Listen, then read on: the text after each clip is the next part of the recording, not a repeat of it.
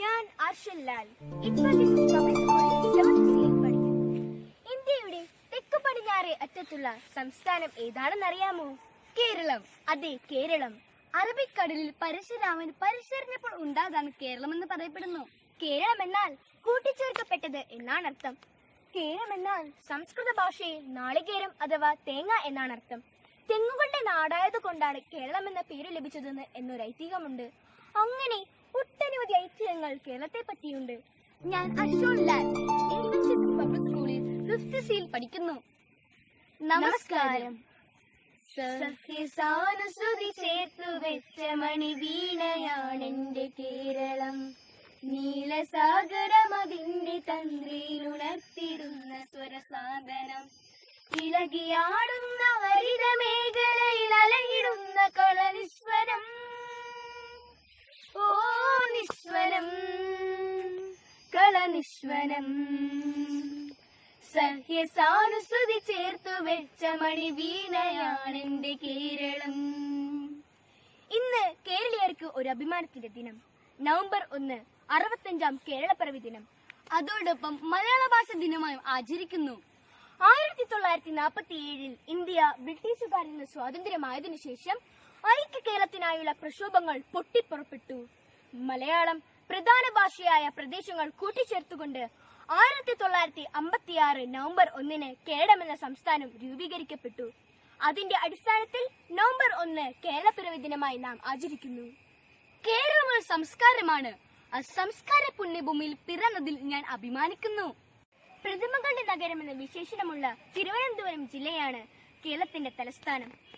പടിഞ്ഞാറ് അറബിക്കടൽ, തെക്ക് കിഴക്ക് തമിഴ്നാട് അതിർത്തി, വടക്ക് കർണാടക അതിർത്തിയുമാണ്. കേരളത്തിൽ 14 ജില്ലകളുണ്ട്. വൈവിധ്യமான ഭൂപ്രകൃതിയാൽ സമ്പന്നമാണ് നമ്മുടെ കേരളം.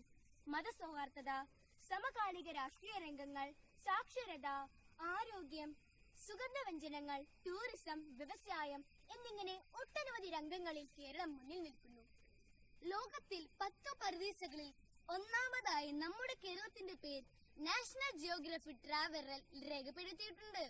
പല ഭാഗങ്ങളിലുള്ളവർ കേരളത്തിൽ വന്ന് താമസിക്കാൻ ആഗ്രഹിക്കുന്നു. മലയാളം പോലെ സുന്ദരമായ ഭാഷ വേറെയില്ലെന്ന് വിദേശികൾ പോലും അഭിപ്രായപ്പെടുന്നു. മറ്റുള്ള ഭാഷകൾ കേവലം ധാത്രിമാർ, മർത്യന് പെറ്റ മതൻ ഭാഷതാൻ എന്ന് മഹാകവി വെള്ളത്തോൾ നാരായണമേനോന്റെ വരികൾ നാം ഓർത്തുപോകുന്നു. ലോകത്തിനു മുന്നിൽ കേരളം ഒരു മാതൃകയാണ്. കേരളം എന്തെല്ലാം പ്രതിസന്ധികളിലൂടെ കടന്നുപോയി. അതിൽ എടുത്തു പറയേണ്ടത് 2018 നിപ്പയും പ്രളയവും പിന്നെ 2019 പ്രളയവുമാണ്. മതേതര ചിന്തകളെല്ലാം മാറ്റി മനുഷ്യൻ മനുഷ്യനായ സമയം ഒത്തൊരുമയുടെയും കരുതലിന്റെയും ആ സ്നേഹം നാം അനുഭവിച്ചതല്ലേ? അതെ, ഒരുമയോടെ നാം അതിൽ നിന്നെല്ലാം അതിജീവിച്ചു. എന്തുപറ്റി നമ്മുടെ കേരളത്തിന് ഇപ്പോൾ? എവിടെ സുരക്ഷിതത്വം? ഒരു നേരത്തെ ആഹാരത്തിനു വേണ്ടി മോഷ്ടിക്കേണ്ടി വന്ന മധു എന്ന ചെറുപ്പക്കാരൻ ഇപ്പോഴും നൊമ്പരമാണ്. വായിൽ പടക്കം വെച്ച് മിണ്ടാപ്രാണിയെ ഹിംസ ചെയ്ത കേരളം, കിടക്കപ്പായിൽ പാമ്പിനെ കൊണ്ടിടുന്ന മലയാളി, മാനത്തിനു വേണ്ടി നെട്ടോട്ടുമോടുന്ന പെൺകുടികൾ. എവിടെ പോയി നമ്മുടെ മനുഷ്യത്വം? ലോകത്തിന്റെ നെറുകയിൽ കേരളം പൊന്തൂവൽ വെടിക്കുമ്പോഴും ഇങ്ങനെയുള്ള കാടത്തങ്ങൾ ഇപ്പോഴും നൊമ്പരമായി അവശേഷിക്കുന്നു. ഇതിൽ നിന്നെല്ലാം നമുക്ക് മോചനം വേണം.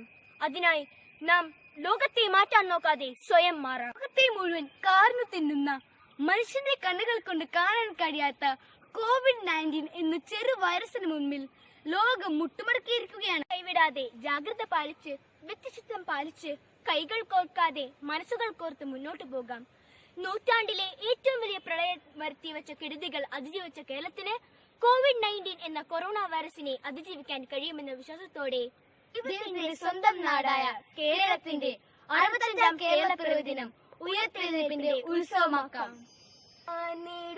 നാളിലും മലയാളമൊന്നായി നിന്നിടും, പാരിടും ശലഭമായി മാറിടും പുതുലോകമായി.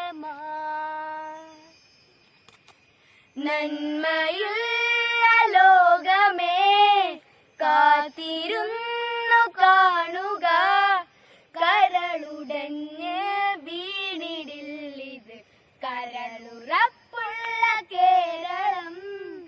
നന്മയുള്ള ലോകമേ കാത്തിരുന്നു കാണുക, ഉടഞ്ഞ് വീണിടില്ലിത് കരളുറപ്പുള്ള കേരളം.